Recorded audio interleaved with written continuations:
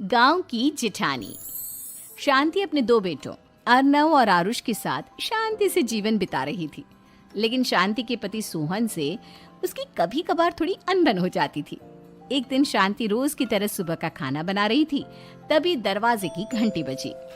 घंटी की आवाज सुनकर वो दरवाजे की ओर जाते हुए कहती है, अरे आती हूँ, कौन है, सब्र करो। शांति दरवाजा खोलती है तो देखती है कि उसके जेठ मोहनदास सामने खड़े होते हैं। वो सक पकाकर अपना घूंघट करती है और पैर छूकर कहती है, आइए आइए जेठ जी। कैसी हो शांति? जी मैं तो बिल्कुल ठीक हूँ, सब आपकी मेहरबानी है भाई साहब। शांति और मोहनदास की बातें सुनकर शांति का पति सोहन और उसके दोनों बेटे बाहर आ जाते हैं। अरे भैया राम राम, कैसे हो आप? राम राम भाई। अरे शांति, ऐसे खड़ी खड़ी क्या देख रही हो? चाय कॉफी कुछ लेकर आओ, भैया आए हैं।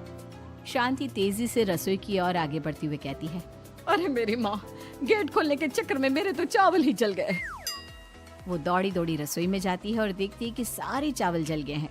वो दोबारा चावल बनाने में लग जाती है। इतने में सोहन आवाज लगाता है, अरे शांति, तुम्हारे चावल का रोना खत्म हो गया हो तो चाय ले आओ।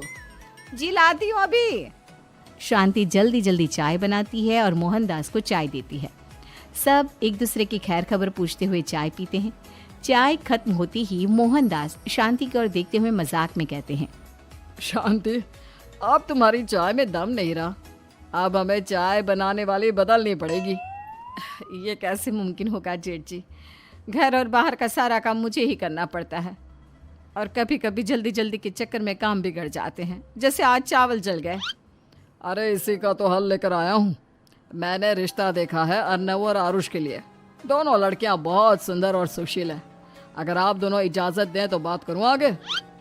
सोहन और शांति रिश्ते की बात सुनकर कहते हैं, अब ठीक है, बात चलाइए ना भैया, पर पहले लड़की के बारे में कुछ बताइए तो सही। हाँ हाँ भाई साहब, लड़की कैसी है, परिवार कैसा है, कहाँ के रहने वाले हैं? देखो, परिवार तो बहुत अच्छा है, पर वे दोनों लोग बहुत गरीब हैं। दहेज में कुछ मिलेगा नहीं। अरे हमें दहेज में कुछ चाहिए भी नहीं, बस लड़की संस्कारी होनी चाहिए। एक लड़की तो पढ़ी लिखी है और शहर की रहने वाली है, पर दूसरी अपनी गरीबी की वजह से पढ़ न सकी और गांव में रहती है। लेकिन दोनों है बहुत खूबसूरत। अगर तुम सबको देखते ही पसंद ना आ जाए तो मेरा नाम बदल देना। आप पर तो हम आके मूंद कर भरोसा कर सकते हैं भैया। आप आगे बात चलाइए, हम शादी करने को तैयार हैं। कुछ ही दिन में अर्नव और आरुष की शादी हो जाती है। आरुष की शादी अनपढ़ लड़की मंजरी से हो जाती है, जो कि बहुत भोली भी होती है, और अर्नव की शादी पढ़ी लिखी लड़की तनुजा से हो जाती है, जो कि घमंडी और चालू होती है। एक दिन मंजरी घर के काम कर रही थी कि अचानक शांति उसे आवाज लगाती है, बड़ी बहू, ओ बड़ी बहू, मंजरी जल्दी यहाँ आओ।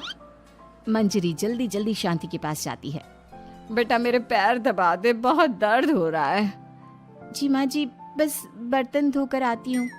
अरे बैठ यहाँ, मेरे पैर में बहुत तेज दर्द हो रहा है, बर्तन छोटी बहू धो लेगी। मंजरी शांति के पैर दबाने लगती है तो शांति तनुजा को आवाज लगाती है, छोटी बहू, ओ छोटी बहू। तनुजा थोड़ी देर से आराम से चलकर आती है। जी माँ जी, आपने बुलाया मुझे? आपको कोई काम था क्या?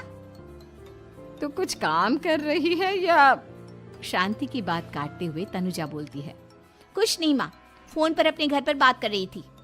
अरे बाद में बात करियो अपने घर वालों से, पहले जाके बर्तन धो ले। तनुजा मुंह बनाते हुए अपनी जिठानी की ओर देखती है और मन ही मन कहती है, ये महारानी वहाँ बैठी है, ये नहीं कि बर्तन धो ले। मैंने इतनी पढ़ाई बर्तन धोने के लिए की थी क्या?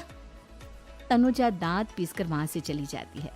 अगले दिन सब दफ्तर चले जाते हैं, तभी डाकिया चिट्ठी लाता है।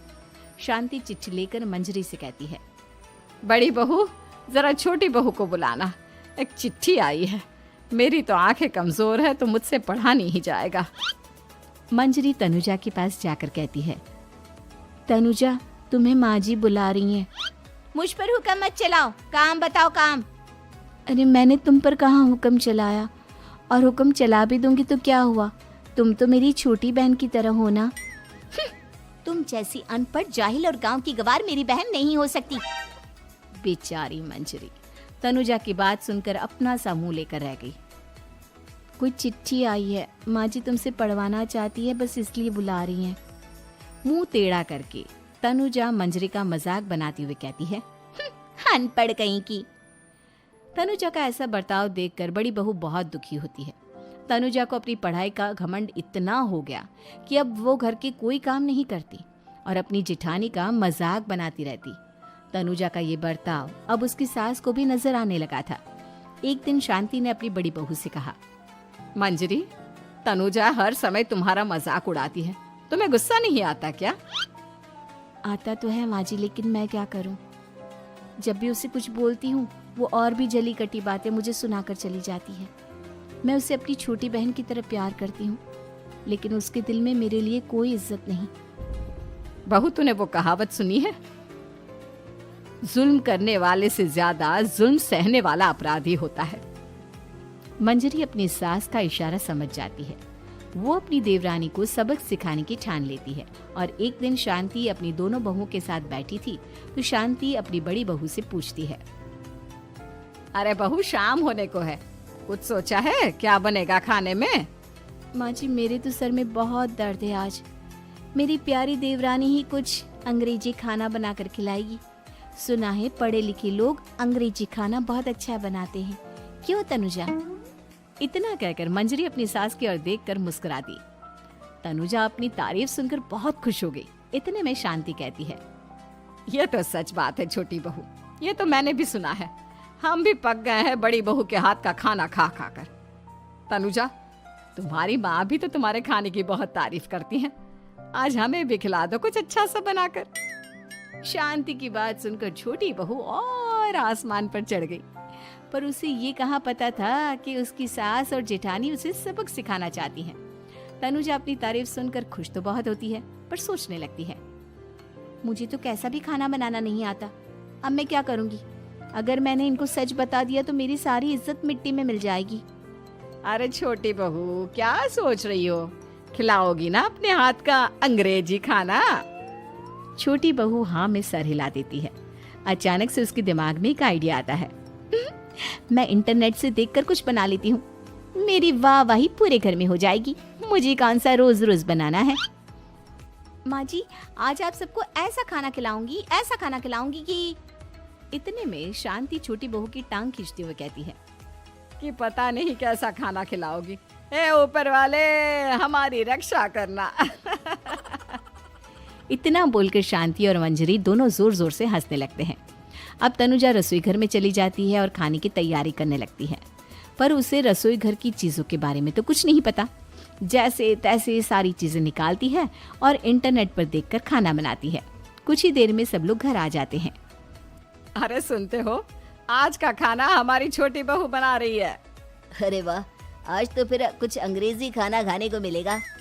कुछ ही देर में खाना बन जाता है तो छोटी बहू सबका खाना लगा देती है। इतने में बड़ी बहू कहती है, क्या बात है देवरानी जी, आज तो बहुत अच्छी खुशबू आ रही है। ये बात तो सही कही बड़ी बहू तूने, खुशबू तो अच्छी है। ऐसी खुशबू तो मेरे खाने में भी नहीं आती। सब मिलकर छोटी बहू की बहुत तारीफ करते हैं और छोटी बहू 7वें आसमान पर बैठ जाती है। अब सभी खाना खाते हैं। जल्दी जल्दी दो, अब तो मुंह में पानी आ रहा है। हाँ हाँ, मुझसे भी नहीं रुका जा रहा। जैसे ही सोहन एक निवाला खाता है तो उसकी आंखों से पानी आने लगता है।